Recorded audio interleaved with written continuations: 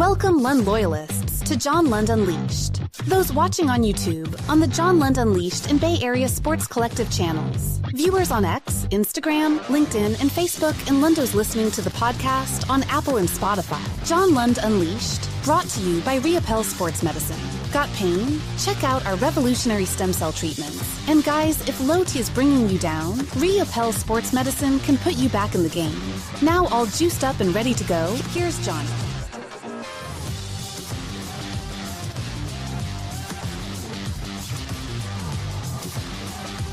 What's happening? Thanks for joining us. What is today? Well, Thursday?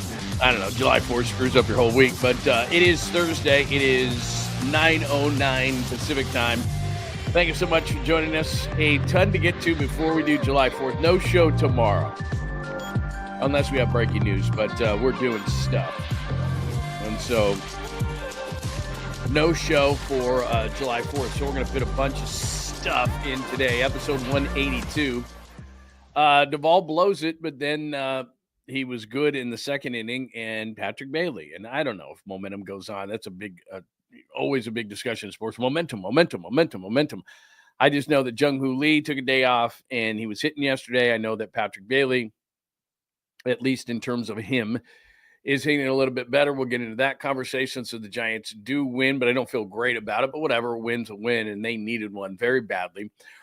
A's in Sacramento this weekend for the Giants. We'll get into that conversation. I've been up to the yard twice for A's games, and I got to be honest, I'm going to be different than most people bitching and moaning about it like Luis Severino. And look, he's got to pitch into place, and he's got to go into the clubhouse that you have to run out to center field to get to and all that kind of stuff. So I'm not a player. I'm just talking about it from a fan perspective. So we'll get into that. All-Stars were announced. Of course, no Giants starters, but which Giants are worthy of the midseason classic? We'll get into that. The Warriors, are they waiting, or is this going to be a dud of an offseason? That is the big story, and I'll show you the cover of the show in just a second. JK rumors to the Kings. The proposal just doesn't make sense whatsoever. I've had James Ham on my show quite a few times. Or was it James Ham, or was it the guy's name was George, or one of those? It was a Matt George. Sorry, Matt George. Sorry, I got those two guys confused. And he was saying that there would be a JK deal, and it would be a three-way with Detroit and some guy named Carter that I never heard of, that Sacramento has, some 6'2" point guard that was a first-round pick last year but didn't do much last year, would be going in the deal. And that's not – if I'm the Warriors, there's no way. I'm just not doing that deal. I'm looking for size. DeAndre Ayton goes to the Lakers. They might possibly field the worst defensive team in all of the NBA. Ayton doesn't care. Luka doesn't care. LeBron doesn't care most of the time. Rui Hachimura is not a defender. So they might be able to score 120. They're going to give up 122. That's what the Lakers are going to do. Random stuff happens throughout, and I got a caboose for you. Let me start this way before I get out, and I'm going to say good morning to everybody and do the talk to the people, the fine people in the chat room today, and we'll do roll call in just a second. I'm excited to see everybody this morning, or talk to everybody this morning. But really quickly, as we always do, I got a couple of things for you. First of all, welcome to a Thursday edition, July 4th Eve day, July 3rd. I love July 4th, by the way. Love. This year's a little bit different than what we normally do, but July 4th, as you get older, Christmas is kind of like, I mean, you do it for somebody else. You don't get overly excited. It's fun. It's good to be around family and everything like that. But Christmas is stressful and all that kind of stuff, and you got to get the right gifts. July 4th, to me, I love summer. It could be summer all the time for me. Never been a winter guy. Do not like cold. Like this morning, it's kind of windy and chilly, and it's going to be low 70s here in the East Bay, which I don't love. I'd love like 85, sunny. Let's chill by the pool. Let's get the barbecue going, ice cold beers, all that kind of stuff. And it's not that we won't do that tomorrow. July 4th by far is my most favorite holiday, because for years and years and years, I would go up on a lake. My folks have a place up on a lake, and we would all meet there. And it's really the only time during the year that I could see my family. I was busy all the time, and especially with sports, that would be kind of the beginning of, 2-3 weeks. You got training camp coming up. Once training camp hit, I was working 7 days a week, no matter where I worked. And so I love July 4th. It is by far, because I love to barbecue. I love to hang out.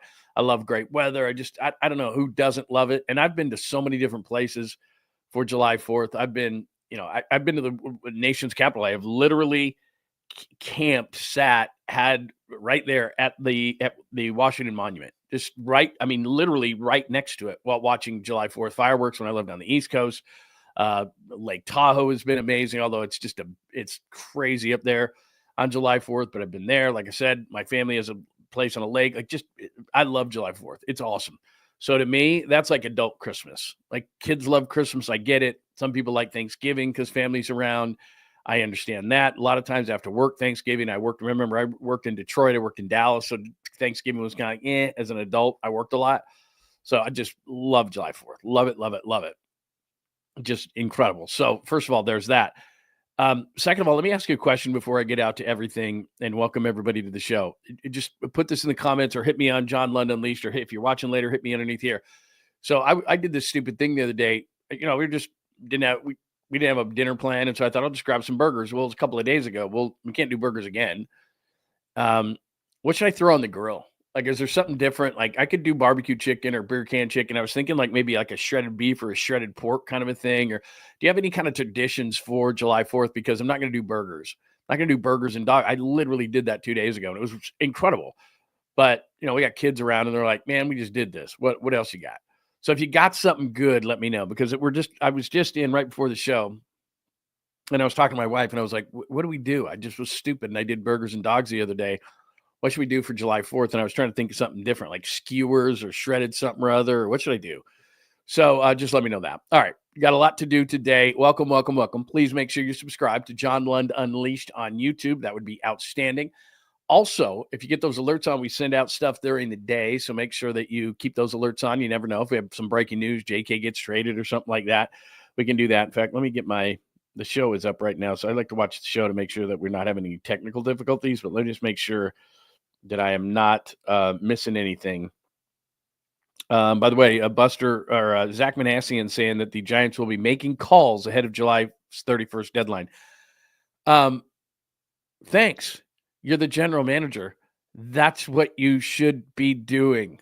I don't mean to be an asshole to start the show and everything like that, but you know what that's kind of akin to is, okay, there's a headline right here. It's on NBC Sports Bay Area. Zach Manassian stated the Giants will be making calls ahead of Major League Baseball's July 31st deadline. What's his job as a general manager of the Giants? Oh, it's to make calls and receive calls, and it's July 31st, so it's a trade deadline. So, of course, you're going to fucking make calls. Thank God. I just am like, sometimes certain things hit me in a negative way. I'm in a great mood. It's July 4th tomorrow, but it's like, I will be making calls. Really? Good. That's your job. It's kind of like, when they show those videos of players working out, and some jackass will put something on the tweet that says, so-and-so is in the lab. That's like me looking at stuff to talk about for the show. That's like whatever you do for a living, like getting, putting a suit on to go to work. Like, no shit. Like, no kidding. There's a player that's a professional athlete that's working out. Wow. And they have like video of it. Like, oh, wow. That's amazing. Isn't that what you're supposed to be doing? Like, I'm putting a video out of me working out. Wow. You're a professional athlete. Congratulations on doing your job. Zach Manassian. Gee, you're going to make phone calls? Wow. Congratulations on doing your job. Sorry. Okay, we're past that. Anyway, thanks for joining us. Make sure that you're subscribed to John Lund Unleashed on YouTube. Also, that big B right there in the corner is the Bay Area Sports Collective. I don't know why that struck me so like it did. What was I saying? I don't know. The big B on the corner is Bay Area Sports Collective. That is my show. A lot of XKBR is my show. Tom Tolbert, Rod Brooks and Quality Hang, Polly Mack with Creative Tony, who was our creative director at KBR. All those shows are on the Bay Area Sports Collective, as well as the great Amy G and former Giants pitcher Jeremy Affeldt. So make sure that you are please subscribe to that channel in addition to John Lund Unleashed. Good morning to those watching on Instagram this morning at John Lund Radio X. I'm always on X at John Lund Radio. Hit me up on X, Facebook, LinkedIn. We're there as well. If you would migrate over to the chat over here on YouTube, that would be outstanding because we have a great group and we're growing the community by day. And you can see why. Quality product like we have here. Thank you. By the way, I want to give a shout out. I know you're going to find this to be strange because we're mostly talking to Bay Area people, but it's people all over the country. I do a radio hit each week with an old friend of mine. We've known each other for 30 years, and his name is Ian Furness. Ian is awesome. was up at Fox 13 in Seattle. He hosts a midday show on KJR in Seattle. Now he's TV pre-half post for the Seattle Crack, and the dude is incredibly talented. And I do his show weekly, and we just kind of BS about the good old days and talk about rivalry between Seattle and San Francisco. So I've noticed that a lot of Seattle people are jumping into the room and hit me up on all the different social media channels. So welcome. I know, but welcome to those who are watching or maybe listening, Apple, Spotify, wherever your favorite podcast from Seattle, because I really enjoy doing that show. Hang on 1 minute. Sorry. I really enjoy doing the show with Ian, and we've gotten an influx of people from Seattle, and it's really cool. So welcome to those watching or listening or whatever, or however you're watching from Seattle. So really appreciate it. All right, Doyle blows it. Giants win. Lee and Bailey, not the attorney. A's and sack. All-Stars announced. Warriors wedding. JK rumors. Kings. The AYTON move. Random things. And the caboose pistol. Let's get out and say good morning to everybody. Hang on 1 second. There we go. I don't know why I wasn't seeing anything, but I wasn't for the second there. Tacky is here this morning. Pine Needle. Good morning to JJ Raider. Joy. Man, I don't know what's going on with me today. I don't have a cough button in here. Need to move that. Perry.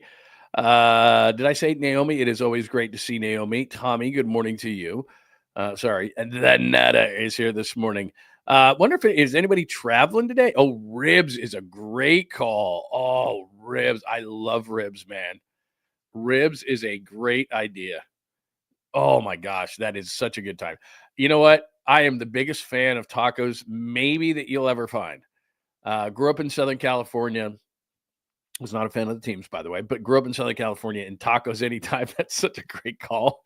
Celebrating our country and having tacos. I'm telling you, I could have tacos anytime. And again, to each their own. 70 is perfect weather to me. I like a little bit warmer weather. It's got to be at least 80. And I want to, I know this is an unpleasant thing. So if you're eating breakfast, I'm sorry, but I like taking off the shirt, putting on the swimsuit. We got a pool here. Like, let's go. Getting the barbecue going, having people over. Like, I want, I don't want to feel any chill in the air. That's just me. Like this morning, it's windy and chilly and all that kind of stuff, man. Ugh. Yeah, mine too. See, you hit it right on the head, Joy. No gifts, no candy, just celebrating. And you're celebrating the country.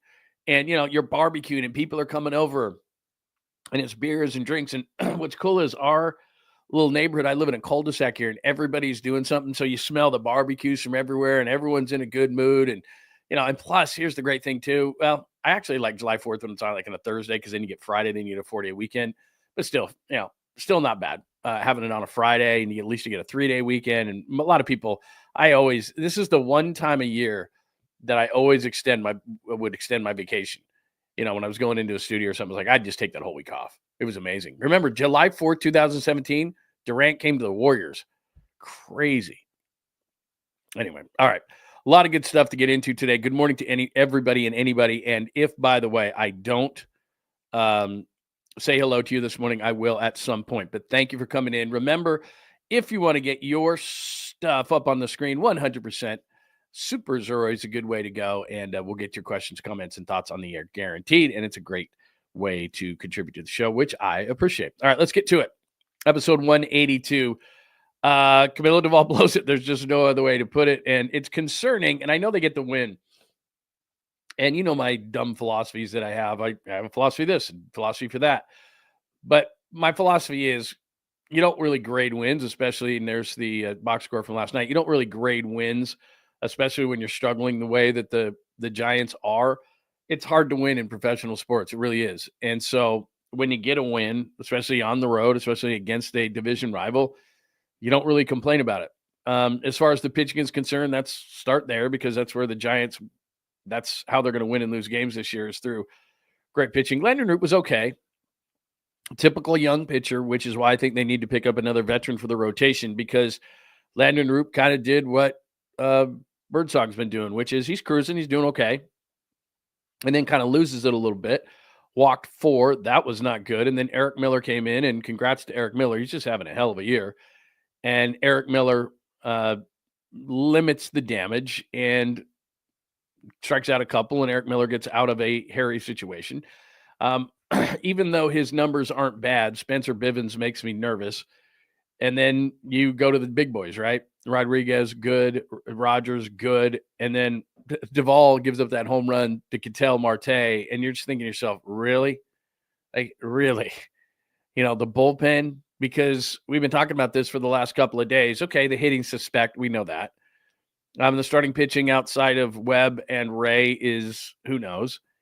But the bullpen, that's where they're good, right? Like, they're good. And really, the only guy that they used last night that I have to bite my fingernails on is Bivens. And he was okay. Miller's usually solid. Rodriguez usually solid. Rogers usually solid. And Duvall gets it done, but he's a roller coaster ride. Well, last night, not so much. And so Duvall gives up the home run to 𝐃𝐨𝐧'𝐭 Marte, but then Bob Melvin's like, sorry, man, we don't have anybody left in the pen. You're going to have to go another inning. I think I read yesterday was the first time since 2022 that he had to do that, go the extra inning. And so he does. They end up winning. Patrick Bailey gets the sacrifice fly of all people, and we'll get into that conversation in just a second. And the Giants with this is a massive understatement, a win last night. And, I get it. There's 162 of these. So you can't call, 162. It's very rare that you could call a win big, but I'm going to call this a win big. Because had they lost the game, that's one thing. Had they lost the game in that fashion, a game that they were winning the majority of the night, and then all of a sudden they lose and Duvall gives it up, and it's like the one area of our team that we're supposed to be able to rely on, and we cannot. And if they lose that game, I just think it's a killer. So they strand the tying run on third base does Arizona. They get the win yesterday, and a couple of things come out of it. First, Yaz opens the game with a home run. Devers hits an absolute bullet to get another run home. And I get it that he's struggling, but you see that. Jung-Hoo Lee takes a day off, gets 3 hits. Do I think that that's going to carry on? Who knows? Who knows? Matos always makes me scratch my head. He looks like he has the skills, and everybody's screaming for him all the time, and then whatever. And then we're going to get into Patrick Bailey in just a second, and there you go. So, look, the lineup looks ugly because of the injuries. No Chapman. We'll see on some other guys. Manassian and company say that they're going to be aggressive at the deadline. I've gone from thinking they're going to get a bat to they need a solid third starter, and they could also probably use a second baseman. And like I said, there's a couple of guys out there. The A's have one, the Orioles have one, that are average second basemen that are not going to cost you very much. And I think that they just need to solidify that position, not so much with a superstar, but just somebody that's reliable every day. Give me a guy with like a 730 OPS, like an average OPS at second base, please. And then Tyler Fitzgerald can be a super U kind of a player. And if Schmidt's okay, fine. If, whatever. But right now you have so many injuries that you're just like trying to piece it together. Wisely's playing third base sometimes. Wilmer's playing third base, first base. Like, it's kind of a mess, and they just got to get through it. So that's why it was such a big deal, because you're winning that game. It's Landon Root who just pitched okay, but the rest of your pen gets it done. Miller, Bivens, Rodriguez, Rogers. That's kind of the formula for the Giants. And then to have Duvall blow it at the end was like, oh my God, is that a gut punch? But they end up pulling it out. So nice job by the Giants. Needed win. You don't have to call it a big win, but definitely a needed win, right? Last night. So they got one more. Robbie Ray is going to go to the mound today for the Giants, tonight. And then the A's in Sacramento this weekend. And I don't know if you're debating whether you're going to go to Sacramento this weekend and see any of these games, but I'm different than everybody else. Look, from a player's perspective, Luis Severino has talked about it. A number of players. I think Lawrence Butler talked about it. Remember when Nick Kurtz made his major league debut, and Lawrence Butler says, well, it's kind of weird because it's a minor league stadium, but he'll get to a major league stadium someday. He didn't mean anything by it. Severino said, look, I'm just being honest, and he is. He's frustrated with a minor league park. A lot of guys are. I went and saw the Cubs play there, and it was like, this is weird. Like, the Chicago Cubs are in a minor league park. The New York Yankees are in a minor league park. Like, that's weird. Just weird. But from a fan perspective, purely a fan perspective, I've gone twice. I went the third game of the season, a day game against the Cubs, and then my son and I went to, what the hell game was that? They were in like a 20-game losing streak or something, and they won once, and we actually went to that game. I forgot they even played. But anyway, long story short is I've been up twice. It's an easy drive. I live in the East Bay. It's an easy drive. There was no traffic in terms of parking. I mean, compared to like a Giants game or something, it was just like nothing. It was an easy in and out, to be honest, even after the game. The first game I left a little bit early with the Cubs game. It was during the week, and I'm like, I don't want to get caught in traffic. So I bailed a little bit early. And then the last game we went to, which was maybe, let's see, George left beginning of June. So it's probably been a little over a month, maybe 6 weeks ago we went, and it was good. Again, we waited to the end. Traffic wasn't bad. Yeah, it's a minor league ballpark. Yeah, there's a lot of people sitting on the lawn. It feels like going to a spring training game. So if you like going to spring training games in Scottsdale, and Sacramento's not Scottsdale, I get it, but it's the same kind of a feel. You go in, it's a minor league park. Place will be packed because it's Giants fan. It's July 4th weekend. People will be in a good, in a good mood. The only thing that'll put you in a shitty mood is, it's major league prices in a minor league ballpark. So your beer is still going to be 16 or 18 bucks. They don't have the biggest variety of food, but it's not horrible. If you just like ballpark food, it's fine. And there's not a bad seat in the house. And you might see my good friend Chris Townsend up there. I mean, it's all good. So if you're debating it and you've heard all these negative things from the media and the players and all this kind of stuff, I enjoyed it. And the 2 times I went, if I could be wrong because it's the Giants this weekend, so maybe prices will get jacked. Prices were more than fair. Parking was not outrageous. In and out was very easy. Yes, you're at a minor league ballpark that doesn't have that extra tier. You walk into Oracle or any ballpark in America outside of Tampa and Sacramento right now, and you got a major league park and you got that extra, tier of seats, and it feels big and, it's awesome. You walk into that park, that's not how it feels. It feels like going to a spring training game, but I don't care. I love baseball. I love being outside. I love the crack of the bat, all that corny stuff, and I enjoy it. So it's up to you if you're going to go this weekend, just based on my experience going twice. And I probably don't need to go again this year, going twice. Yeah, it was pretty good. In fact, I wouldn't even mind going this weekend. I don't know what my wife's plans are. She'll give me a resounding no, but I wouldn't mind. I don't mind it. Yeah, the Coliseum did get packed when the Giants were there. Yeah, believe me, I've gone to tons of games in both parks, and I wouldn't mind going this weekend. So I'm just saying, if you're thinking about it, I had a good time. And so all the people that are saying negative stuff, look, I'm not saying that I would want them to be there long term if I was an A's fan. I'm not saying that it's not embarrassing to a certain extent because they're playing in a minor league ballpark. I'm not saying that Major League Baseball didn't screw up. I'm not getting into any of those politics. All I'm saying is, as a fan, all right, I'm not getting into the politics of whether they should be there, or how stupid it is, or John Fisher's an ass, or whether they're going to get to Vegas, or none of those things are crossing my mind. I'm just saying, you and me as fans going to a ballpark, are you going to enjoy it? I think so. That's all I'm saying. No politics, just fandom. I've gone up there twice. I think it's not bad. I don't have an issue with it. So A's in Sac against the Giants this weekend. It's going to be packed, and there's going to be tons of Giants fans there. So I think it's going to be a good time had by all. Yeah, I will get Townie on the show. Townie, for those who don't know, is along with Dan Dibley and Mark Kreidler and Whitey Gleason and all those guys. We all started 95.7 The Game together in August of 2011. But Townie was one of the first people, or maybe the first person to be on the show. And him and I just connected, and we got kids similar ages, and we're not as in much of touch as we were. But I mean, we took our kids to like the Harlem Globetrotters in San Jose when they were like this big, so I've known Townie for, 15 years. I mean, he's one of the great ones. I mean, he's just a good dude, man. Went to New Orleans with him for the Super Bowl 47 between the Niners and the Ravens. And I really can't talk about probably 90% of the things that we did. Probably 90% of the things that we did, I cannot talk about. In fact, I'll give you one quick story. Let's do random stuff. Why not? Let's just do random stuff real quick, and then I'll get back to the Giants, and got a lot of Warriors stuff to talk about. Statute of limitations, I'm sure, is up on this one. So I think I've told this story, part of this story before, but not this part of it. So a couple of things. Number one, we went out every single night. This is Super Bowl 47 in New Orleans, Ravens, 49ers. And Townie and I, because of the cheapness of 95.7, but I'll give him this. It was kind of a suite, so we shared a room. And every single friggin' night, we were coming home at like 5:30 and 6 o'clock in the morning. And then I had a show. Let's see, Papa and I's show was, I think, noon back then, noon Pacific. So that was 9 a.m. in New Orleans. And no. What am I doing? That's reversed. It's, let's see, we're doing a noon show. So it's 3 o'clock in New Orleans, which thank God for that.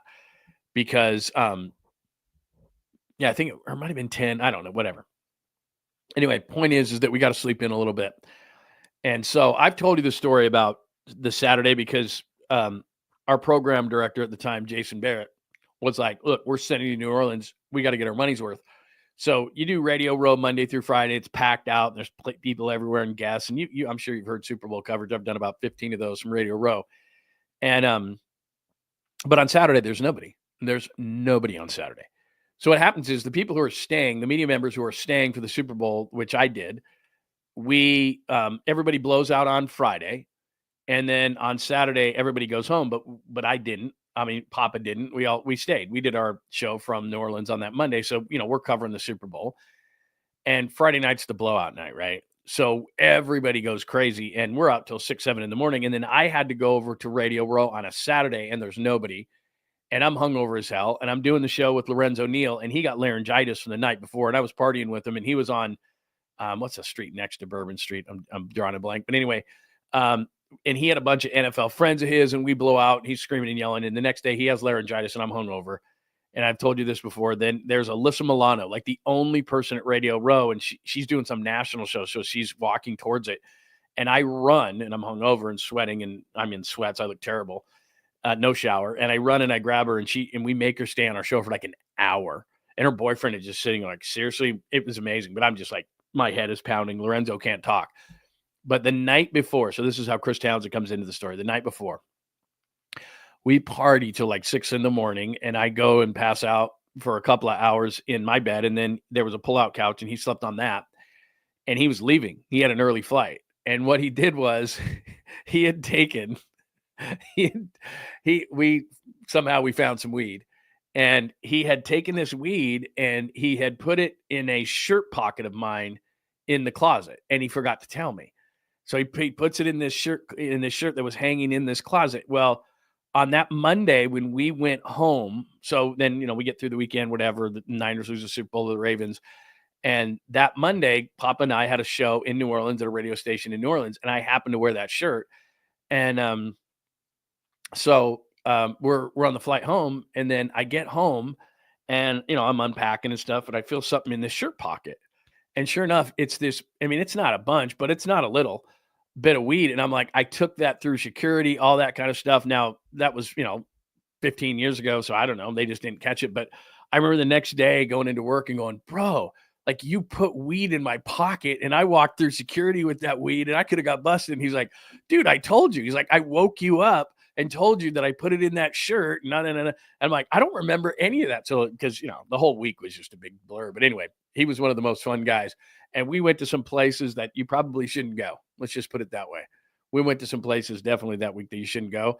And between Papa and him and some other people that shall remain unnamed, that was maybe the wildest Super Bowl week. And remember, we've done Miami, we've done New Orleans a couple of times. We did New York City. Where else? I mean, we've done places like Phoenix, LA. Those are different. They're all spread out. New York or New Orleans, probably the wildest one. Anyway, good time had by all. Chris Townsend's a good dude. Danny, it's good to see you. Did I see that you got a new car? Did you get a new car? I think you got a new car. It was a Mustang, if memory serves, but I could be 100% wrong. Am I right on that? All right. Where are we? I don't know. I'm just telling stories. All right. We did the stuff on the Giants win. We did A's in Sacramento. We'll do All-Stars really, really quickly. Look, I know it's a incredibly small sample size, incredibly small. And I hope, speaking of incredibly small, you could see that writing. But that's Patrick Bailey, and we're just going last 15 days. I get it. It's not very much. 33 at-bats, 7 RBIs, 8 hits, 242 with a 683 OPS. And you're saying to yourself, Lund, that's not great. I know that. But my point is that if Patrick Bailey could hit 242 with a 683 OPS, he could be an all-star.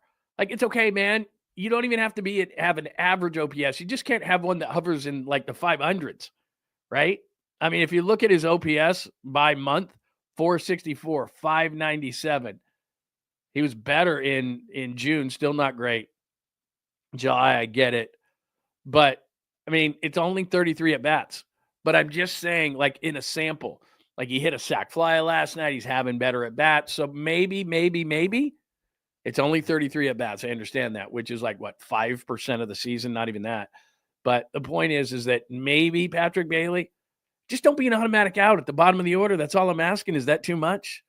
Because here's the thing is, you read rumors and who knows, but like I was listening to Jim Bowden the other day. He was on Sirius XM, and he's a good dude and used to run the Reds and used to run the Nationals.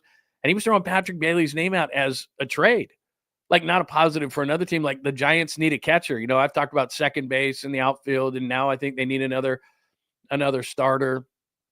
And Jim Bowden was talking about, the Giants need a catcher. And I'm thinking to myself, wow, that's already starting. Like he's a really good defender. He's a Gold Glove guy. But people are sitting there going, like guys who are, connected in Major League Baseball are like, hey, because he's not just throwing that out there. It's like people are saying, and look, I'm sure they love Patrick Bailey. And I know that Buster Posey, running baseball operations, understands obviously the importance of the position defensively and controlling the staff and doing all those kind of things. But you can't be hitting like 170, 180. You just can't. Like long term, that ain't going to work, dude. This team, the Giants, they're not the Dodgers. Like the Dodgers right now, the Cubs right now, those kind of offenses, they could have a catcher hitting $170, $180. Okay, it's like having a pitcher in the lineup. Okay, he's out. I mean, a 683 OPS is not the right home about, but it's at least it's not like vomit inducing like in the 500s, like what Lamont Wade Jr. was doing. So hey, not bad, man. It's coming around. It's coming around. Yeah. You bring up a good point. I mean, he's dialed in. At least he's dialed in. The other guy you mentioned, not so much. A lot of guessing there. Anyway, okay. So there you go. I'm just saying. 𝐮𝐬𝐽 got 3 hits last night. Patrick Bailey, 33 at-bats. Decent sample size there, 8 of 33. Not horrid. So maybe, just maybe. A's in Sacramento this weekend. I gave you the thoughts there. If you're talking about politics, yeah. But if you're just talking about going to a ball game, not bad. As far as all-stars are concerned, all-stars were announced, and, pretty typical, right? Freddie Freeman at first, Ketel Marte at second, a couple of Cubs in there, Pete Crow Armstrong and Kyle Tucker. The usual suspects for the NL All-Stars. Paul Skeens is going to get the start. They haven't mentioned the pitchers yet. From a Giants perspective, this is going to be interesting. Logan Webb, All-Star. He's making it. Robbie Ray, he pitched so well in May, hasn't quite been to that level in June. I don't think Robbie Ray is going to make it. Too much competition in the NL starters. As far as relievers go, all right, Duvall's not making it. We saw that. Randy Rodriguez is a setup guy, and usually they just take a bunch of closers. Rarely do they take setup guys. But Randy Rodriguez's ERA is like 0.74 right now. Like, I don't know how you could overlook him. Plus, I don't know if they're still the best bullpen in baseball because they had a bit of a rough June. They were up about a run from George. I'm looking at George. Hinman Bailey is still overrated. I'll get that up on the screen in just a second. But so if I was a betting man, definitely Logan Webb is going. I'm trying to think if there's any other position players. Ramos could have. He's fallen off a little bit. I don't know that Ramos is going to make it. He was on a track to make it. I don't think Ramos is going to make it. Position player wise, I don't think anybody's going to make it. I think it's going to be Webb, and I think it's going to be Rodriguez. That's what I think. Rodriguez has been so good. So I think Webb and Rodriguez could be the representatives for the Giants. Am I missing somebody? Devers was doing well with the Red Sox. He's kind of fallen off. He's not going to make it as the DH because that's Ohtani. So I don't think he'll make it, and he hasn't been here long enough. Obviously second, short. Chapman was looking pretty good before he got hurt. Ramos has fallen off. No 𝐮𝐽 Lee, no Yaz. And reliever-wise, again, their best reliever. I mean, Rogers has been really, really good. Miller's been really, really good. I think Rodriguez probably, plus his stuff is just nasty. So I'm going to go Rodriguez and Webb making it from the Giants, and we shall see. So what do you think as far as that goes? All right, we'll get into the Warriors in just a second. Do I have anything else related to baseball here on my screen? No, I don't think I do. Remember, for a super, that'll automatically get on the screen. So make sure that you contribute to the show every once in a while. Hi, Lost Crew 1. Good to see you. Happy July 4th. George Lund covering the Cape Cod League, and Bailey is still overrated. Dun, dun, dun, dun, dun. Look, I'm just saying 33 at-bats. I know it's a small microcosm of a sample size, but I'm looking for things here to get the kid going. Yeah, George is writing his ass off in the Cape, by the way. Just read another story this morning. He actually traveled to Citi Field in New York. There was some Cape Cod All-Star game, so he went to Citi Field. I didn't even know that. He was at Fenway Park last week. Like, who's living a better life than that dude? And by the way, so I pay for his, not to go off on a random again, but I pay for his place, right? And he's living with like 3 other girls, which I don't know how he does it. And they're all these cute girls. I think I showed you the picture. They had a picture of them. They're at Fenway Park, and it's like the other. If I didn't show you, let me see if I can find it. I probably can't in time. But it's like he sends me this picture. And he's like, "Yeah, Dad, these are it's me and my 3 roommates are doing photography for the summer for this for the Brewster, whatever they are, and the team he's working for." I don't think I'm gonna be able to find it in time. So he sends these pictures, and I'm like, "Are you kidding me? Like, these are your roommates?" And he's like, "Yeah, these are my roommates." And it backs up where they live, backs up to a beach. I'm just like, I didn't get this when I was your age. It's ridiculous. Let me see if I can find this thing. Okay, just give me one other second. If I can't find it, then I'll because this can't be good for you to be watching me try to scroll through things and find pictures.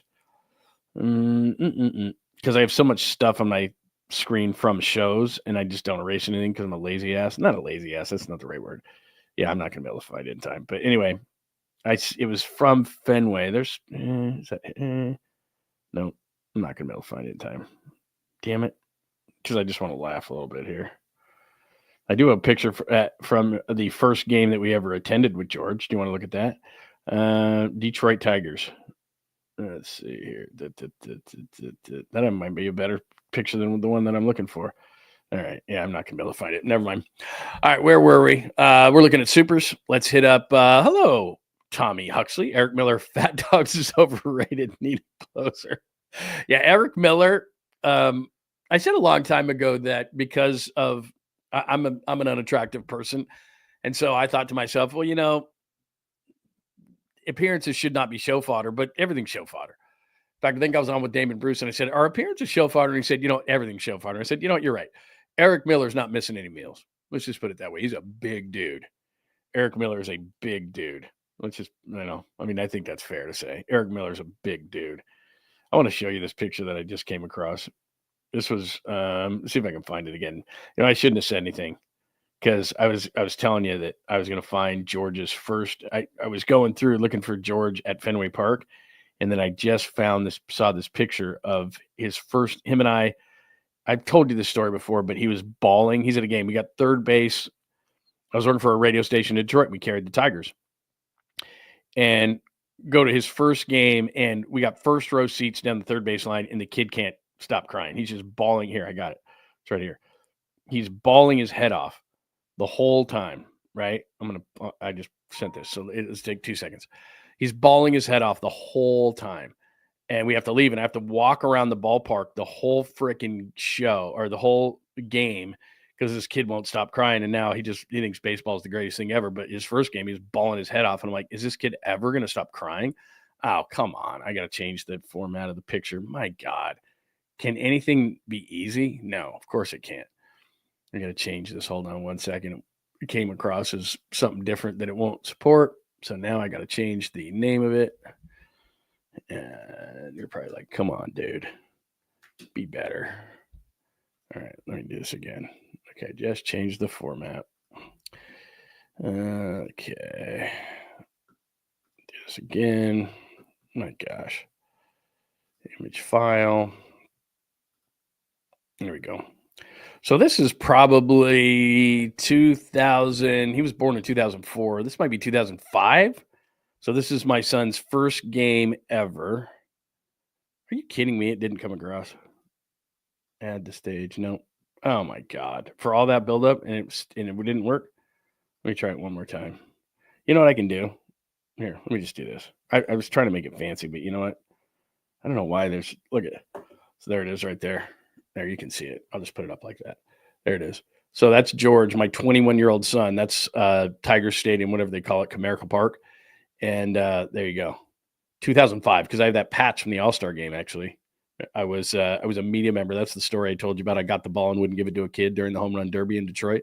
So my kid's now 21. He's 21, and he's working in the Cape Cod League this year, and that was his first game. Detroit, third baseline, forgot who they were playing, and he bawled the whole time. Then he shit his pants. And it was about, I don't know, 200% humidity and about 95 degrees. And I'm like, that's great. This is just amazing. And of course, my ex-wife was like, "You're changing them. I'm not changing them." So anyway, all right, let's move on. We've done too many things. All right, we are done with baseball, and we're going to get into the Warriors. Does anybody else have anything related to baseball that they would like to? Yeah, that was a visor. I know. It was a visor. I mean, that was, again, that's 20 years ago. And I look about the same. That's 20 years ago, which is both a good and bad thing. Yeah, about 20 years ago. Anyway, yeah. Yes, it was a visor. Everyone's giving me grief about the visor. Let's see there.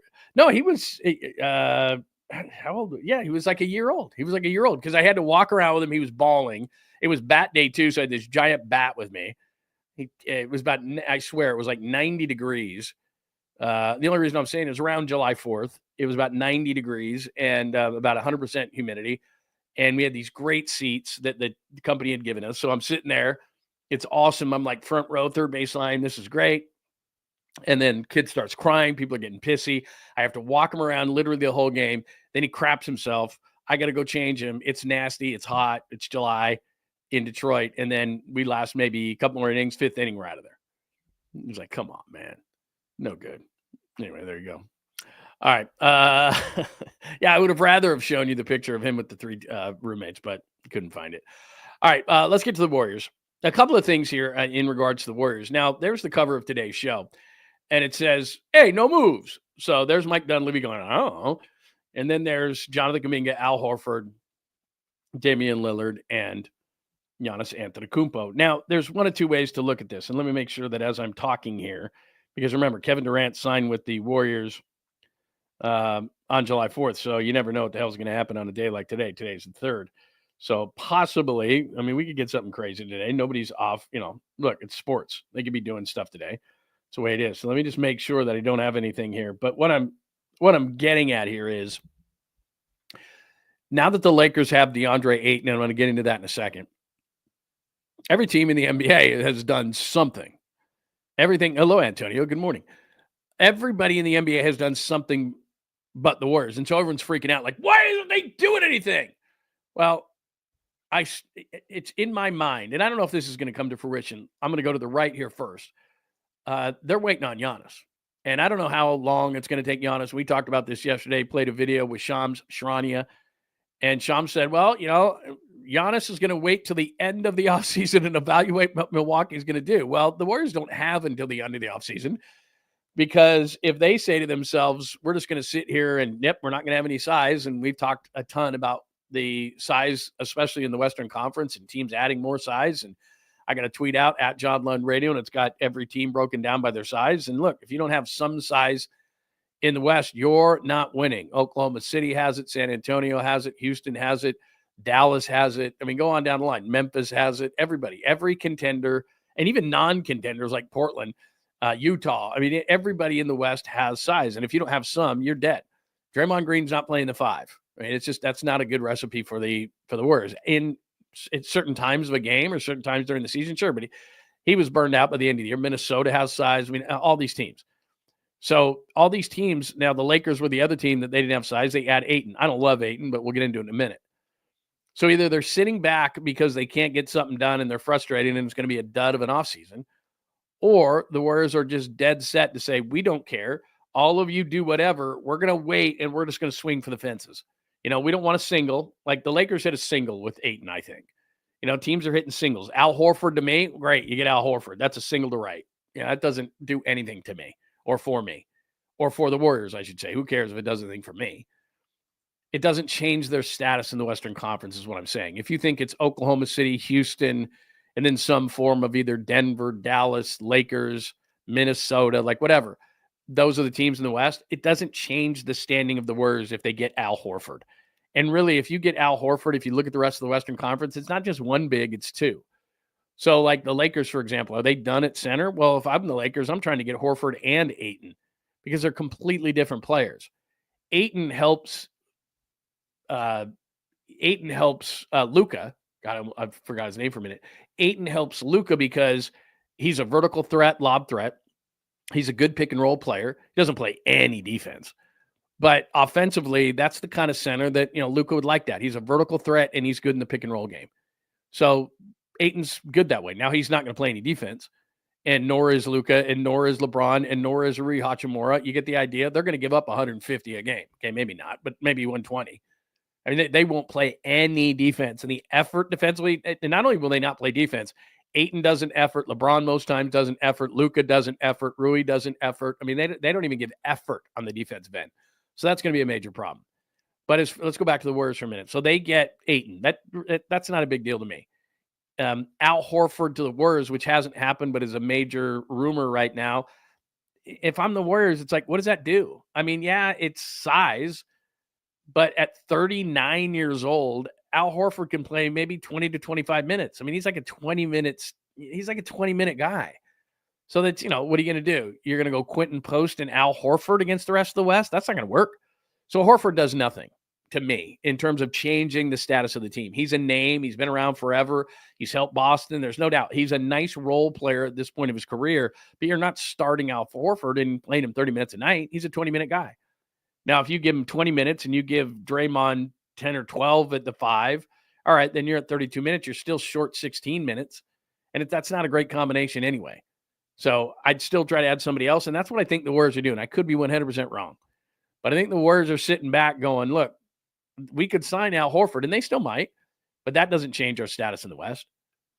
The big rumor going on right now is Jonathan Kuminga for somebody named Devin Carter, who was the 13th, 14th overall pick by the Kings, 6'2" guard. That's not what the Warriors need. I wouldn't be excited about that deal. There's talk that it's a 3-way deal between Detroit. Malik Monk would go there. Kuminga would go to the Kings, and this Devin Carter guy would go to the Warriors and maybe a pick. There's a couple of reasons why that doesn't make any sense. Number one, and first on the list, is the Warriors and the Kings, even though the Kings haven't been really good, there's a rivalry there. There's a proximity rivalry there.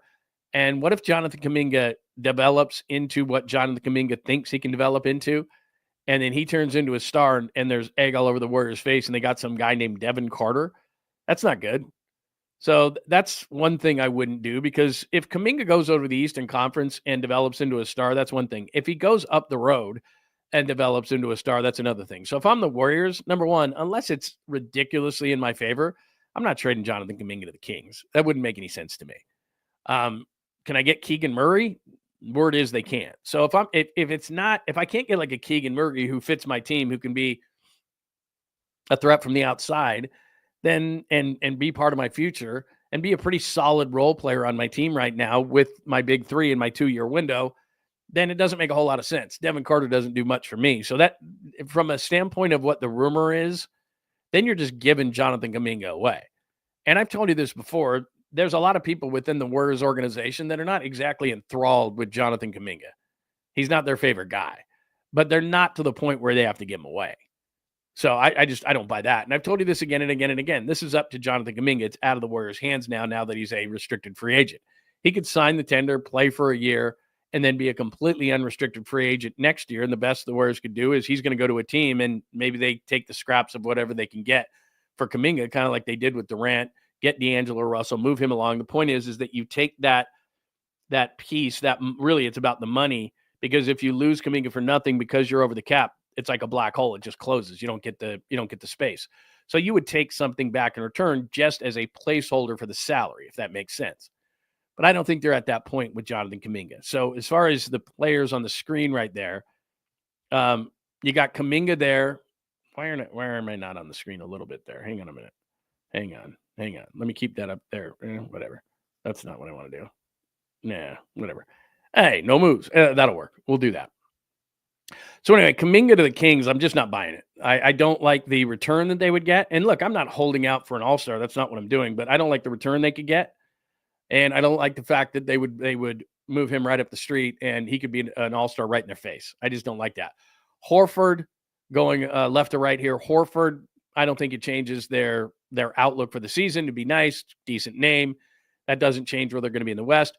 Damian Lillard, that's exciting. Again, he's an Oakland guy, but this isn't Damian Lillard, healthy guy that was really good with the Blazers. This is Damian Lillard who's getting older, coming off an Achilles, maybe plays near the end of next year, or he plays in the second year of the big 2-year window.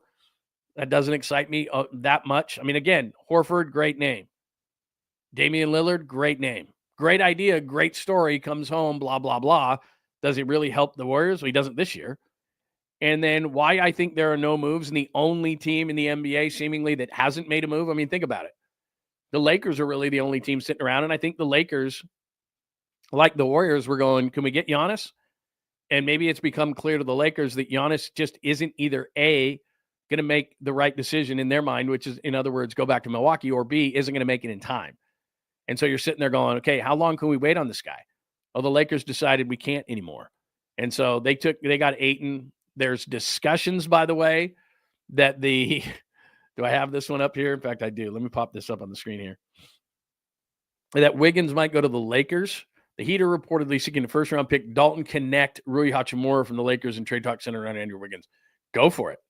Wiggins is the kind of player that would be a nice player for Luka Doncic. Again, a guy who will defend on one end. He's a 3-and-D. So he can defend on one end, which the Lakers don't have any of those guys. And he can hit threes on the other end, be a bit of a slasher, can get out on the break. So that's the kind of player that would be really good with Luka Doncic. But we know here, it's like, good, go to the Lakers. That doesn't scare me because you're going to see a night where he goes 2 for 13. You're going to see a night where he scores 20 and can defend, and he's a really important part of what they do. But if I'm the Lakers, I get it. And then if I'm trying to build around Luka, which they are, I get it. And that's, I don't know what Dalton Connect brings to the table. I know he's a shooter, but Rui Hachimura plays no defense. And Dalton Connect, they've already tried to trade him for Mark Williams when that fell apart. So I could see Wiggins going to the Lakers. That just that doesn't scare me if I'm a Warriors fan. But so there's that rumor out there. There's the Kuminga rumor that's out there. Let me put this back on the screen just so that we can play along with this. So Kuminga to the Kings, I don't buy it. Horford doesn't change anything. Lillard's hurt. And the reason why I don't think that the Warriors have done anything, by the way, the other team who hasn't done anything is Miami.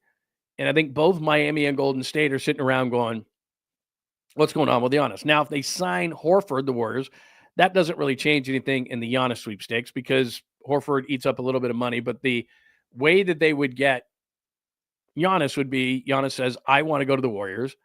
The Bucks say, hey, you helped us win a championship. We'll do that. And then the trade is probably something along the lines of Kuminga, Brandon Podziemski, some number one picks, probably something else, maybe Moody, maybe TJD, I don't know. But it signifies that the Bucks are clearly in rebuild mode. And the thing about the Bucks that's just mind-boggling to me is you think about this, and let's go back to Lillard for a second. He had 2 years left on his deal, and the Bucks are going to roll that $122 million or whatever it is over 5 years. And the reason they did it is for Miles Turner. Like, if you're doing that for a superstar to put next to Giannis, I don't know, just throwing out there, even like a Bam Adebayo or whatever, just somebody who's really, really good, then I get it. You're going to take that hit for 5 years. I understand it. You're doing it for Miles Turner. It's such a desperate move by Milwaukee. It's a horrible move by Milwaukee. And that's why if I'm Giannis and I'm thinking about, am I going to stay here? You just gave up 5 years, and that's going to be $22 million on the cap for 5 years for a small market team for Miles Turner? And you thought that was going to motivate me to want to stay? So I'm trying to use logic. I don't know Giannis at all. I'm just trying to use logic. That doesn't make any sense. If I'm Giannis, I'm going, you just took $22 million for the next 5 years. He's 30. So he's going to be playing for the next 5 years. And he's like, why did you do that? So I'm sure he's not overly happy with that deal. So anyway, that's the reason I put those four on the board there. Warriors waiting on Giannis. Lillard's not going to help at least till the end of this season, if not the beginning of next. Horford doesn't change their status. And there's rumors of Kuminga going to the Kings, which I don't buy. But we'll see. That just doesn't make any sense. So you've kept Kuminga this whole time. Everyone's trying to bring his value down around the league. I think Miami makes a ton of sense if they can't get Giannis. If Giannis opts in, I think the Warriors are waiting on Giannis. But if Giannis opts in, just says, I'm going to stay with the Bucks, then I think it's going to be heightened. I think that then the logjam goes, and Kuminga could go to Miami. Kuminga could go to Chicago. I mean, there's some things that make sense. Like I said, look, if the Sacramento thing happens, it happens. But for a 6'2" guard who did nothing basically for the Kings last year, in fact, here, this is what this dude did. If you're like me and are like, who? What? Devin Carter. I had his. Oh, here it is right here. Devin Carter. 3.8 points, 2.1 rebounds. He was the 13th overall pick, 6'2", 195. Like, makes no sense. 11 minutes a game, 29.5% from three. No. Don't see it. Did play 22 minutes in their final game of the year in the playoff against Dallas. 10 points, 4 boards, 2 assists. Nah. Look, I maybe you don't like Kuminga, whatever the case may be. I'm not trading Kuminga for that dude. Like, no way. And like I said, to have him go up the road in Sacramento and possibly be a star player, not happening. Like, I get it. There's a lot of people that are saying, hey, Kuminga's not going to be anything. I understand that. But the reality is that they're not going to do that. Send him up the street for some dude who is 6'2" point guard. That even on a Sacramento team last year, and even after Devin Fox leaves, like, that dude's not getting major minutes. That's a problem. What else do we have today? By the way, I want to say good morning to everybody again, because a bunch of people jumping in here on July 3rd. John Joseph is here today. I said good morning to you, Dom. Good to see you, my friend. I saw somebody just, Nathan comes in with the super sticker today. Thank you very much, Nathan, supporting the show. Our good friend Nathan Hyatt, everybody. Give him a hand for contributing to the show this morning. Good morning to everybody. By the way, happy July 4th early. We're going to take tomorrow off because, here's what I like to do. I like to prep a lot of stuff the night before, like to hang out, going to be barbecuing tomorrow, all that kind of stuff. And I'll miss you tomorrow. It's just, this is a rare time because I do Saturday shows, and we'll do a Saturday show as well this week. I'm just taking Friday. Just want to let you know. Let's see. Will you say something to him? Will you just say something to him and just go, what are you doing? Are you waiting on Giannis? Are you going to make a move? What are we doing here?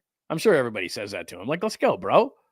I'm not panicking. I really do. I think they're waiting on Giannis to see what they can do. And if Giannis doesn't happen, then they're going to make moves. But like I said, the Horford move, they could do a Horford move and still get Giannis. I mean, that wouldn't preclude them from doing that. I just think Al Horford's like, okay, I'm 39. I've already won a championship. I got a bunch of money. The only thing that he's going to want to do is win. And so it's not that I don't think he'd like to join the old man team of the Warriors, but he's just looking for the best situation. If I'm Al Horford at this point, I mean, like I said, I'm not a huge Ayton guy, but Ayton and Horford are so different as players. I could see Horford still going to the Lakers and going, hey, I'll play my 20 minutes. Because I guarantee you this too. A lot of guys are like, I want to play my minutes. Al Horford's like, yeah, about 20. Yeah, I play about 20. And he could give them an outside threat. And again, he would fit with Luka. So there's that. I love supers. Thank you, Brock, and it's good to see you, my friend. How do you view trading players in your division? I have a Billy Bean philosophy in this, which is I'm worried about me, right? Like, I can't be worried about what other teams are going to do. Now, Kuminga is a different story. I guess I'm contradicting myself, but in terms of Kuminga, the only reason if they want to give me Keegan Murray, which they don't, according to reports, I have no issue if the Kings want to give me Keegan Murray, who right now, if I got a 2-year window, I'm the Warriors. I'm going to be shit with or without Kuminga, right? So when everybody talks about, they were trying to do win and do the future thing. So we got Wiseman and we got Poole and we're going to do both. He thinks he's, Joe Lacob thinks he's going to outsmart everybody. We're going to do the now and the later. Nobody can do it. The Bulls, the Celtics, all those great teams, they couldn't do it. The Lakers have done a great job through the years of being able to, kind of pass the baton. They've done probably as good of a job as anybody has done. But it doesn't matter. Like, Kuminga, they're going to be in the lottery with or without Kuminga. So might as well in this 2-year window, you're never going to have another Steph Curry. So you might as well in this 2-year window, just maximize what you can do. So Keegan Murray can play now. Keegan Murray can be a really high-end role player for the Warriors right now. So if the Kings want to give me the upside, okay, we'll give you the upside of Kuminga. You give us the solid Keegan Murray right now, and Murray's up for an extension. I don't know that the Warriors would extend him, but there's no reports that say that the Kings would give up Keegan Murray for Jonathan Kuminga. So if I'm not getting that, if I'm not getting a really good trade, then I'm not trading within my division. And Kuminga does have upside. I think we can all agree with that. Kuminga does have upside. So I'm not going to take some fringe player like this Carter point guard that they're talking about for Jonathan Kuminga just so that Kuminga can develop as a king and be really good, and then he's up the street. But for the most part, if I can get a fair trade or a trade that I think is good for my team, it's no different than any other division. In other words, if let's say that it's the Blazers, let's say it's the Bulls in the other conference, and they're offering me this point guard Carter for Jonathan Kuminga, I'm saying no because I don't like to trade. And then you put on top of it that Kuminga might turn into something, and there he is right up the road. No chance. Like, I'm not doing that. But, like, we've talked for years about the A's and the Giants. And look, the A's right now have Urias, their second baseman, is decent. I mean, he's not awesome, but I'd make that trade in a heartbeat. And if I'm the A's, who cares? Like, I'm just trying to get better. If I can make a trade that makes my team better, I don't care about division. I think that stuff's vastly overrated unless it's a situation like what's going on with Kuminga. Here's a high upside guy, and if you trade him there, you're going to have to watch him. Kind of like Mitch Richmond, right? Like, you get Billy Owens, you trade Mitch Richmond, all of a sudden you watch Mitch Richmond kick ass in Sacramento for all those years, and it was like, damn, that was a stupid trade. Right, Don Nelson? Like, that's like, you don't want that. So they want Sabonis. Yeah. I don't love Sabonis. I don't love Sabonis. I don't love the fit on Sabonis. He doesn't play any defense. He's a nice passer. I'll give him that. Nice passer. Nice player. They wouldn't say no. I mean, hey, they want to give up. The Kings want to give you some bonus for Kuminga. Yeah, they do that in a heartbeat. But I don't think that's happening. I don't think the Kings are giving up Sabonis. I mean, I know maybe some people are down on him or whatever, but he's a lot better than Kuminga. Hello, AJ. Don't do the caramel coffee. You know what's funny about that, AJ? Maybe you're in my house. Maybe my house is bugged. My wife the other day, not only did she buy another pack of that caramel coffee, which means I can't have any coffee today, which means that there's crack in this glass right here. This is actually what are those things called? They're supposed to be healthy. Nick Bosa's hawking them. I can't remember what they're called. But anyway, I have that in my cup today, not coffee, because she went out and bought caramel coffee and then doubled up on it with we do the zero sugar stuff with a zero sugar chocolate caramel coffee creamer, zero sugar coffee creamer. And I'm like, no chance. No chance. Not doing it. So you might have my place bugged because that's what she has in the cabinet right now. And I'm like, come on. Like, come on. Like, I'm not a caramel coffee guy. I don't know what it is in coffee that like people love caramel macchiatos and all that kind of stuff. And I'm just like, ugh. Ugh. So anyway, no good. What else do we have here going on? Put that. Yeah. Bailey's makes anything better. Like I could do caramel coffee if it was a Bailey's, no doubt about it. Like that's totally different. So anyway, all right. Warriors waiting. I think it's to make a big move, but we'll see. And I explained all those players that I put on the screen, whether it be Kuminga, Horford, Lillard, or Giannis. Those are the guys that the Warriors have their eyes on. I already mentioned AYTON, but let me just bring that up. I wrote AYTON, Lakers, yawn. I don't think that changes the Lakers' status at all. DeAndre Ayton with the Suns, and I know some people who cover the Suns, lazy, didn't always play hard. Remember, they took him in the same draft as Luka, and they took him ahead of Luka and Trae Young. He wasn't great in the locker room, kind of had a disinterested attitude towards basketball. I mean, he's good at it, and he's tall and all those kind of things, so he just plays. But I don't think that he has a passion for it. Now, is he going to be better than what the Lakers had before? Yeah. He's a good lob threat. He's a decent pick and roll player. He's a good pick and roll player. He plays zero defense, has zero effort, would not be on the floor if I were running a team in the last 5 minutes. He just doesn't have the passion for it. I think he can be bullied around. I think that Draymond Green could bully him around. I just don't, he's one of those guys that he's got a bunch of natural talent, and he should be a lot better than he is. And he can hardly care and score 13 and grab 10, and that's what he'll do. But he's very interested on defense. And so if you look at the Lakers right now, Rui Hachimura, DeAndre Ayton, LeBron James, Luka Doncic, none of those guys want to play defense at all. Not only do they not want to play, they're just completely disinterested. So on that end of the floor, that's, you look at them and you say, hey, not bad. But on that end of the floor, that's why they're talking about Wiggins. Like, they're looking around going, we need a 3-and-D guy really bad. Like, we need somebody, especially on the perimeter, that can defend somebody. Because that's what's going to happen is they're going to do a blow-by, and then Ayton's going to be there, and he's like, Go ahead. You got a layup. You're cool.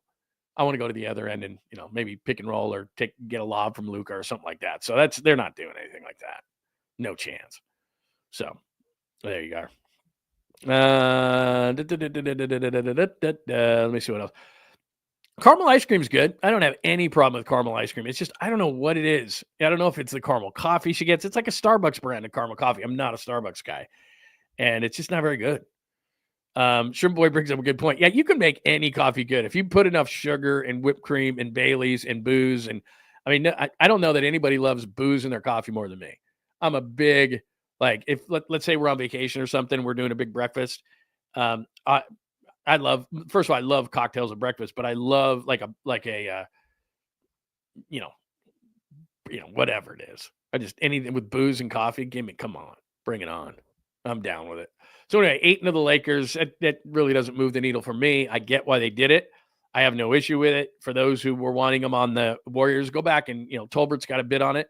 And remember, Tolbert went to Arizona. I told you the story yesterday. We saw Ayton front row. Cal was really cool to us. The one season Ayton played at Arizona, he came to Berkeley.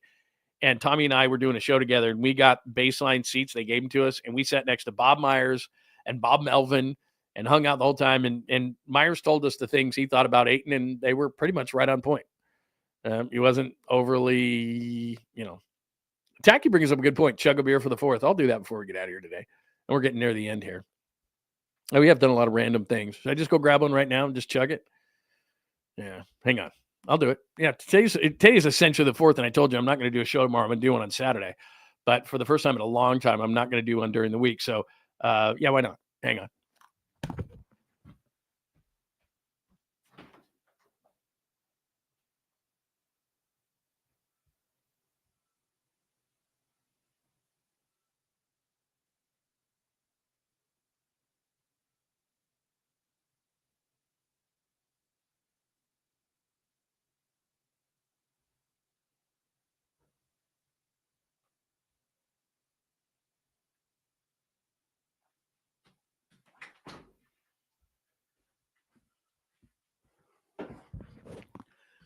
Man, it is downright chilly out. It is downright chilly. It's kind of overcast in the East Bay today. A little bit of wind going on. Not digging it. This is not my normal thing. What time is it? 10:16. This is hold on. No, I don't have a lady beer here. Now this is, I had these the other day, about 2 weeks ago. We got the garage fridge with a bunch of different beers on it, but I really enjoyed this. This is called a Cali Squeeze Blood Orange. Now you may call that a lady beer, but this is a, pretty decent alcohol content. Not a bad, and I really liked these the other day. And I had one left from God dang, spilled on myself. This thing is ice cold. Let me give it 60 seconds to just, maybe a room temperature a little bit, because this is going to give me an ice cream headache. It's so cold. But anyway. You watch all of the Cape Cod. You say, John, I watch all the Cape Cod League games and never see George anywhere in the stands. How do you see him? You got to hit me up. How do you do that? I don't know. I don't know how to watch him. You could just go to the website and you can do it. He writes for the Brewster Whitecaps. Brewster Whitecaps. In fact, watch this. He writes every day. Twitter. I don't know. What's his? Oh, I know what it is. Lund Media. Let's see if his will pop up here. Oh, there he is. Yeah, that pops up pretty quick. Let's see here. I'm going to share my screen with you real quick. Oops, wrong. Clicked on the wrong thing. I'm having a day. Give me 1 second, because I'm going to chug that beer in just a second. But let me just show you something real quick. There he is right there. So there's his Twitter page, G Lund Media. He does a lot of ASU baseball stuff, but look at nice pickup for ASU baseball. So he wrote for ASU baseball. What's going on here? I just want to see. Oh, there it is. Okay. Sorry. I had it on. So there he is right there. Oh, there he is at Super Bowl. He was our correspondent at the Super Bowl, remember? So he's got that pinned up there. So yeah, Brewster. So there he is right there. Yeah, that's his story right there. So yeah, he's writing stuff about the Cape every day. It's just baseball. Same kid that was crying at that Tigers game. Yeah, he's writing every day about the Cape. I didn't even know. Oh, yeah. I mean, I guess I could watch him somewhere. He's in some little press box or something. Believe me, it's not like it's a major league press box. It's not doing that. I mean, it's like he's in this tiny little thing. But again, his backyard backs up to the beach. He lives with 3 girls. I mean, come on, man. He's insane. Like, it's insane. So anyway, all right. This thing is really cold. I'll try to chug it in one thought. I'm sure I can. It's a lot easier out of a cup or a glass, but it might take me a second. But why not? Good morning to everybody. Let's see. Who else do we got in here today? Said hi to the 420. Philip, it is really good to see you.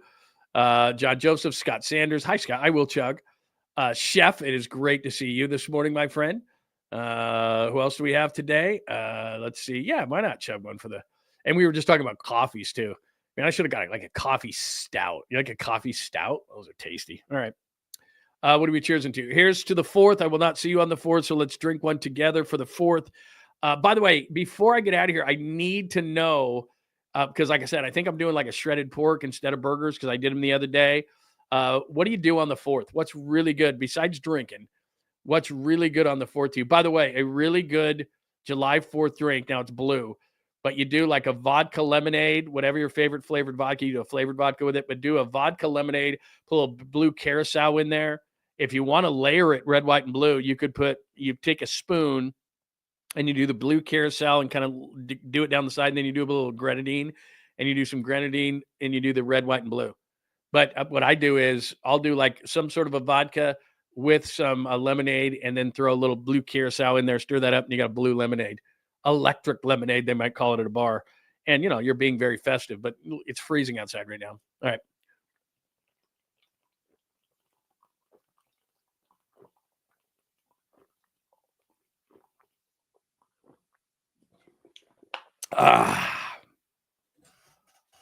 Oh, it was cold.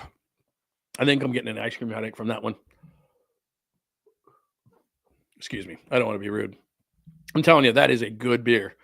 Well, a little bit of a like an orange aftertaste to it. So it's almost like drinking an orange juice. Not really, but kind of close. Ooh, chef, ribs and ranch water all day. That is not bad. That's not a bad combination. Ribs and ranch water all day. Might be able to do that. That's a nice. I think Joy said ribs too. Ribs is not a bad move. The other thing too is I told my wife there this morning. I said, "Hey man, we got to get to the store early." I was there yesterday. Grab just with you do the one either do a cart or a basket. I just did a quick basket grab yesterday. 1 million people already. So if you're going to the store today, do what I'm going to do. Now I'm not going to be able to drive, but got to get there early. Like literally right after I get off the air here, straight to the store. Might go ribs. Although I think AJ is the second one to say tacos. Tri-tip. Oh, that's such a good call. You know who has great tri-tip? I know you know this. Costco. Costco's tri-tip is out of this world, but I don't know that I want to go to Costco today. Tri-tip potato salad, the tacos. Oh my God. I'm gonna have to go tacos today. I feel like a taco now that I just chugged a beer. Tri-tip is a great call. I do tri-tip tacos. Oh man, now I'm completely confused. I don't know what I'm gonna do. Now I'm totally confused. Oh my God, you got to be kidding me! Now I'm thinking about tri-tip. That's a great call right there. Oh, and I got the big smoker. Just throw that sucker on all day, and just the neighbors will get so jealous because it's like just wafting all over the neighborhood, and they're all just like, "Who's got the tri-tip on, man?" Because what I'll do is I'll get it today, season it all up, get it in a tight, get it in an airtight bag, throw it in the fridge, and then like first thing in the morning, like 8 a.m, throw it on the smoker. Have that thing ready by about 4 o'clock. Grass-fed burgers. God, now I'm starving. What I'm going to do? Oh, my God. I want to do tacos. I want to do ribs. And I want to do tri-tip. And you got to do sausages too, right? You got to get like a really good, like spicy sausage to throw on there. And then you're eating stuff all day. Be like 800 pounds. It's going to be all your fault. All right. That beer was really good, by the way. I'm feeling great now. I appreciate, I think it was Tacky who gave me the suggestion. But like I said, you can call this a girly beer all you want. It had a little orange tinge to it. Really, really good. Fire up a thick wiener. You're just dirty is what you are. That's just what you are. Tri-tip pizza. Oh my God, that sounds amazing. Stop it. Now everybody's like, oh, try this and try that. Now I'm starving. Absolutely starving. All right. We have random up enough tonight. Have I hit ever today? Have I hit? Okay. Trading players in new division. Brock said super sticker from Nathan. Appreciate it. Tommy talked about Eric Miller. Lost Crew talked about my son. Did I miss anything else?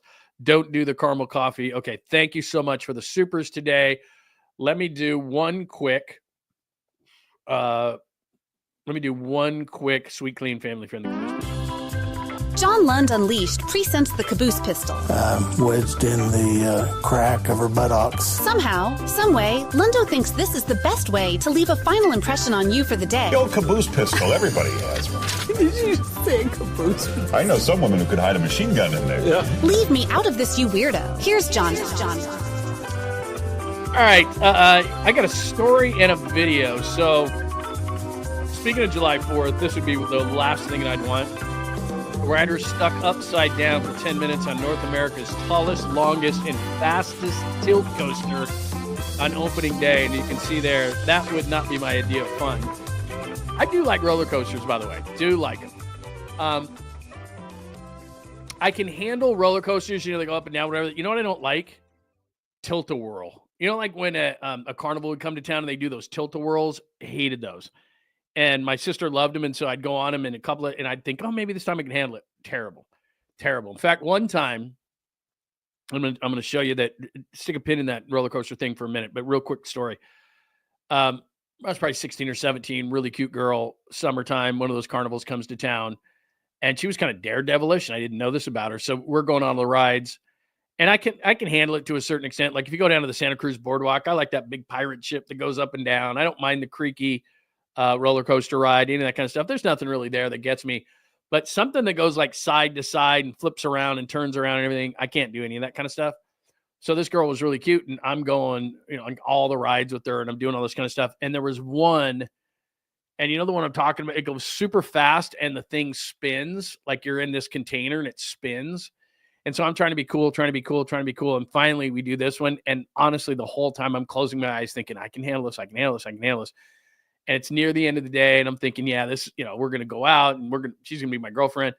I walk off that thing, yeah, just everywhere. And she's like, bye. Like all day long, I'm working this. Like, oh yeah, I really like her. She's really cute. I'm finally getting an opportunity, like the first opportunity to hang out with her. Things are going great and everything. And she's daredevil, and I'm getting through this. And the last one was that one that spins, you're in a cage, and it spins you around and everything. And I'm like, I can make it. And I got off the thing and just yak everywhere. And I look, she is gone. I mean, gone. She didn't wait. Like I did one of these, took a minute, tried to gather myself. I look, nowhere to be found. And that was it. This is not a news story. This is somebody who took video of it. And remember, this is the opening day. And what's funny about this is in Sandusky, Ohio, Chris Farley. This is in Sandusky, Ohio. Is where this is. Aren't true because I'm witnessing right now that it's still sitting there with people on it. It's been sitting there for about how long would you say? God, man, they are not tilting. I do not think I am riding this today. They gotta fix the kinks before I get on that thing. Holy cow. And we've only been on this thing for 30 seconds. They're still sitting up there. They are not tilting. No. And I love roller coasters. I'll ride them. Like I said, I just can't do the spinning thing. I can do this, the up and down.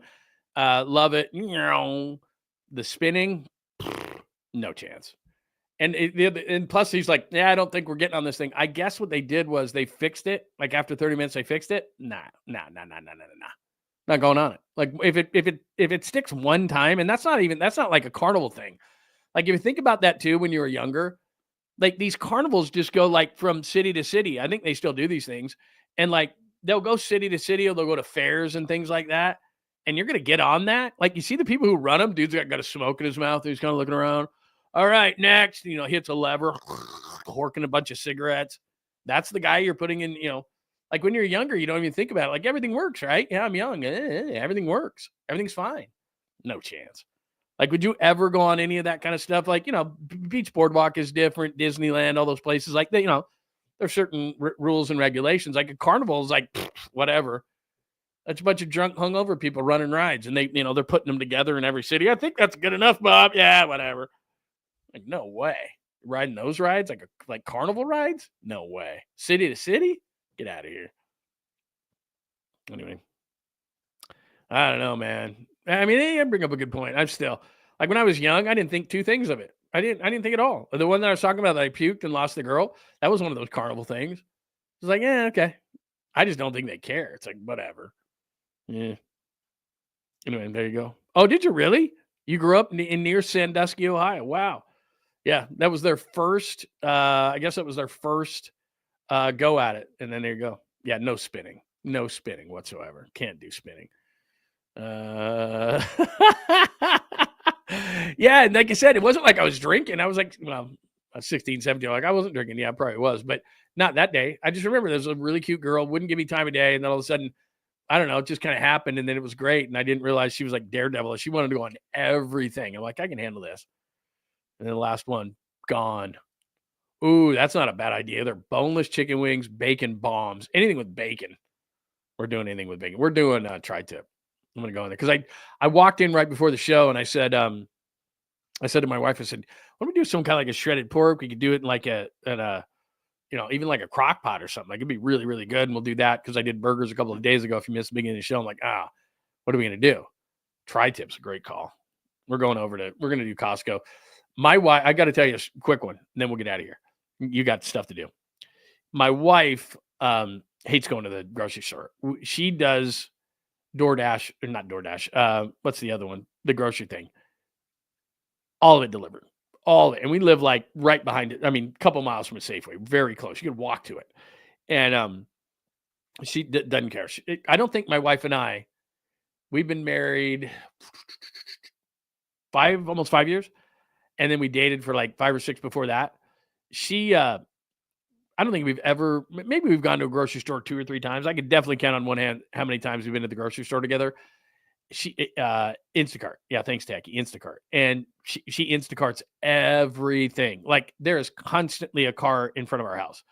Instacart, DoorDash, Amazon, like at least 2 to 3 times a day.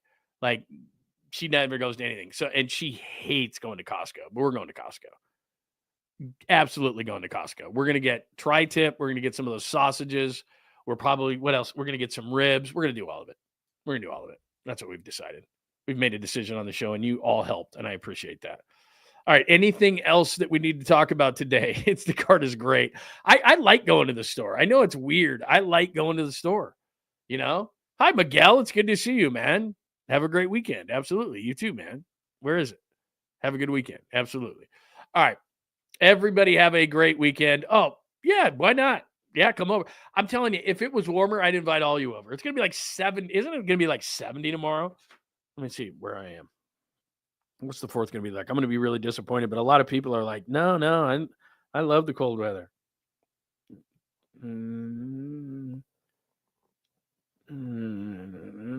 Tesla supercharger. How did I get charged for that? I didn't supercharge. That's odd. Let's see here.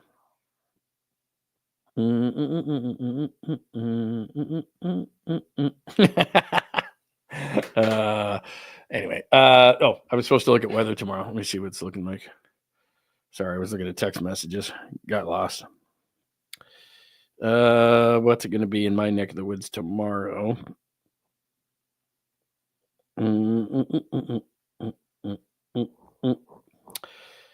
70 tomorrow. That's not acceptable for July 4th. 70. I need to be like 80. And then I'd invite everybody over and we could have a big pool party. I'm not getting the pool at 70 degrees. That's way too cold for me. All right. Let's see here. Yeah, we should do a meetup one of these days, man. Let's do that. Where should we go? What's central for everybody? Hit me up, John at John Lund Radio. John at John Lund Radio. Or hit me up on X, which is easy. What's a central location for everybody? That'd be fun. That'd be very, very cool. All right. Thanks to everybody for coming in today on a Thursday edition of the show. Had a great time today hanging out with everybody. I'm even happy that you made me chug a beer today. Thank you for the input on what I should do for July 4th, even if it's going to be chilly. Duvall blows him at the Giants win. Lee, that's not F. Lee Bailey. That's Jung-Hoo Lee and Patrick Bailey getting it done yesterday. If you're thinking of going to Sutter Health and seeing the A's and the Giants, I'm all for it. Like I said, everybody's going to bitch and moan, players bitch and moan, media bitch and moans. But I've been up there a couple of times. I enjoyed it strictly from a fan standpoint. Warriors, are they waiting for Giannis? It certainly seems like it. JK rumors to the Kings. I don't buy that. Ayton and Lakers, yawn. They're going to be the worst defensive team in the league. Random things. We've done a lot of that today in the Sweet Clean family-friendly Caboose Pistol. Please don't get caught on a roller coaster. Let me make sure that I don't have anything and nothing has happened today, because you think to yourself, hey, man, nothing's going on. Nothing's going on as far as July 4th. But remember, Kevin Durant was traded on July 4th, so something could happen. Let's see. I don't see anything. All right. Yeah, nothing's happening. All right, that'll do it for a Thursday edition of the show. Remember, we won't be here tomorrow, but Fieldworks San Ramon, dude. Is that where you're going? Fieldworks. Oh, that's what you're saying. Fieldworks San Ramon. Yeah, I live right by that. I live right by that fieldwork in San Ramon. That would be an amazing place to go. Nobody else is chugging beers. Get out of here, Tacky. No, I'm just joking.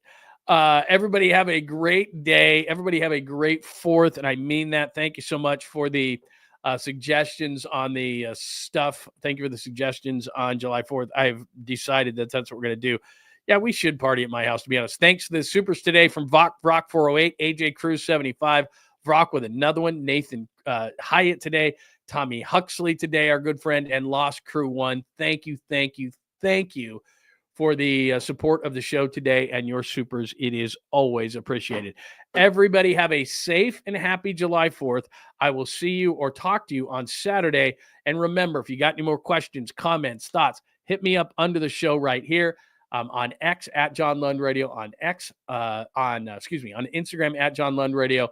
Make sure that you're not only subscribed on John Lund Unleashed, hit the like button before you get out of here. And if you'd have those alerts on, that would be great. Bay Area Sports Collective is the big B. Make sure you subscribe there as well.